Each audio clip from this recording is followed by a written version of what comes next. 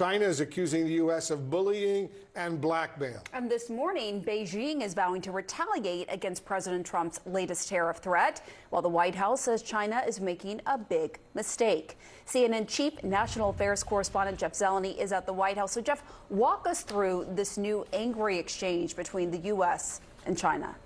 Well, good morning, Pamela and Wolf. There's no better example of the trade war underway right now than looking at the United States and Canada. It all started at the beginning of the Trump administration when the president put on a 20% tariff against China because of fentanyl. Then, of course, he escalated last week. Then China escalated. And then the president escalated yesterday with a 50% tariff threat. The question is, what is the off-ramp for all of this? The Treasury Secretary, Scott Bessent,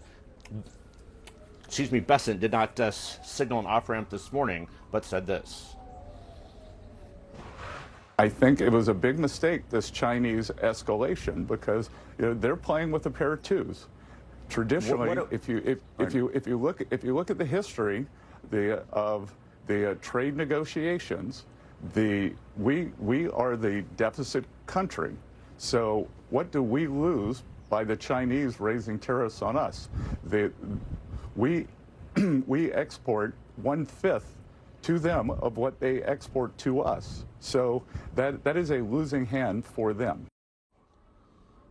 So the Treasury Secretary calls it a losing hand for China. We shall see. Of course, the United States depends on the goods from China. Certainly American consumers do. They've grown accustomed to the lower prices. But this is just one example of the trade war that is going on, even as this administration is signaling it is very open to negotiations with other allies. But again, of course, at midnight, these so-called reciprocal tariffs go into effect, and the China one would as well. When you add it all together, Wolf and Pamela, 104%. That is the percentage of tariffs that the U.S. now is threatening, at least, against Beijing. Just to follow up with you, Jeff, for our viewers watching this, why should every American be paying attention to this escalation between the U.S. and China and how this could impact them directly? Pamela, just look around your living room. If you're watching this at home, look at where your television comes from. Look at things in your garage, in your office, in your home office, in your kitchen. This is why this matters, because it drives the price up. Don't forget what a tariff is a tax on an imported good. So this is why all of this sort of confusing back and forth actually matters. Never mind the stock market. That's slightly separate here, and it's leveling off somewhat, but it's the price of American goods. But look, the bottom line of this, the Trump administration believes that it's time to do more American manufacturing, all kinds of goods, from electronics to jeans to cars. So that is what's at play here. But again, if you're sitting at home, look around your house. So many things likely came from China. Pamela. All right. Jeff Zeleny, live for us at the White House. Thank you, Jeff. Wolf. President Trump's tariffs could be the most significant from the United States in a century. Nearly everyone in the world will feel them, at least in some way. And as Americans brace for the sting, we were just talking about that with Jeff, so are companies, big and small. So knowing how to navigate the minefield of a new tax landscape could be essential for economic survival. CNN's Tom Foreman is at the Magic Wall for us. Tom, walk us through how these tariffs work and who's on the hook for them. You're absolutely right. Jeff is right. Wolf is right. You're all right to call it a tax, because that's what it is. Here's how it works. Foreign company produces goods to be sold in the U.S. They're shipped to the U.S. and they face the tariffs. U.S. companies pay the tariff. I put a caveat on that, to the U.S. Treasury. That's where the money goes, to the Treasury. And then companies pay the cost of the tariff, or they pass it on to consumers. And that really matters, because is it possible that a supplier could pay the entire tax when they send it? Possible. History says it's very unlikely. 50-50 split, the supplier and the business doing it? Also possible. This is the one that everybody says is what most often happens. There is some absorption along the way, and this is shown as an even split. But there's no indication that it will be an even split.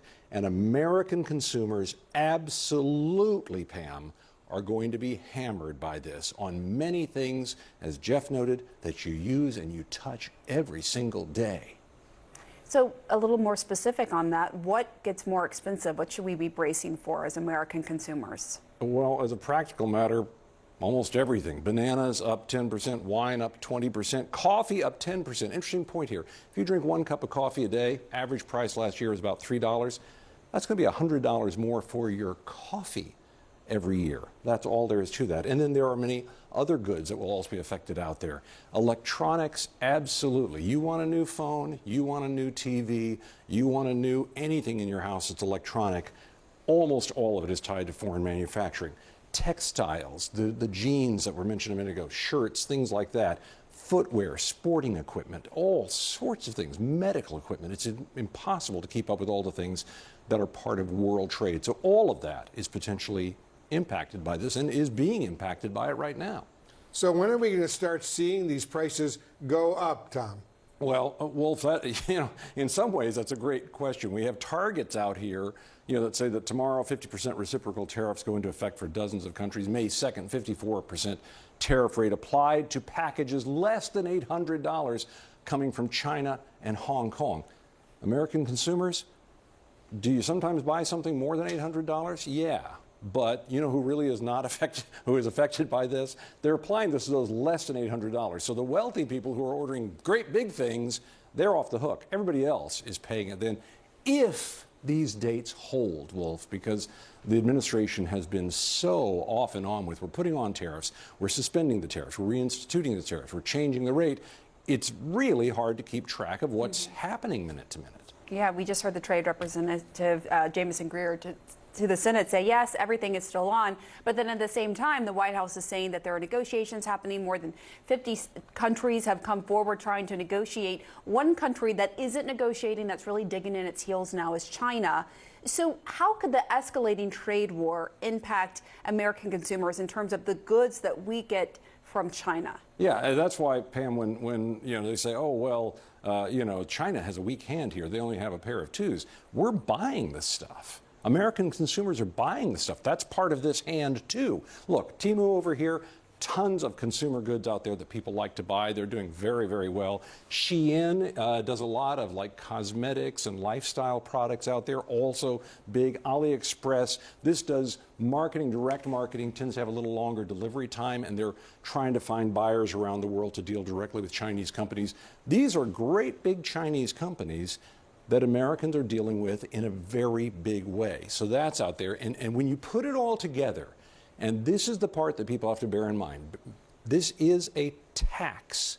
And one of the estimates right now is that the average home out there who's dealing with this annually from the budget lab at Yale University is going to pay close to $4,000 annually for this tariff plan. Now, the White House will say, no, no, no, no, no, it's all going to come back. It's all going to be good in the meantime. But right now, if we're playing cards, that's the bet that your household has just put on the table, whether you want to or not. And you're hoping it doesn't come out that way for you. Tom Foreman, thank you so much. You're welcome. So I guess, Pamela, with the price of coffee going up, my Venti Skim Latte at Starbucks is going to cost more money. I was going to say, this is really bad news for us early birds, right? I'm so early. I love my coffee in the morning. I'm like, should I stockpile right now, before this goes into effect? Right. Let's continue the conversation. Joining us now, CNN Global Economic Analyst Rana Foroohar. Rana, thanks so much for joining us. What are the consequences if the two sides continue this escalation? Well, you just heard the biggest one, which is $4,000 a year. That is something that most average people simply cannot afford.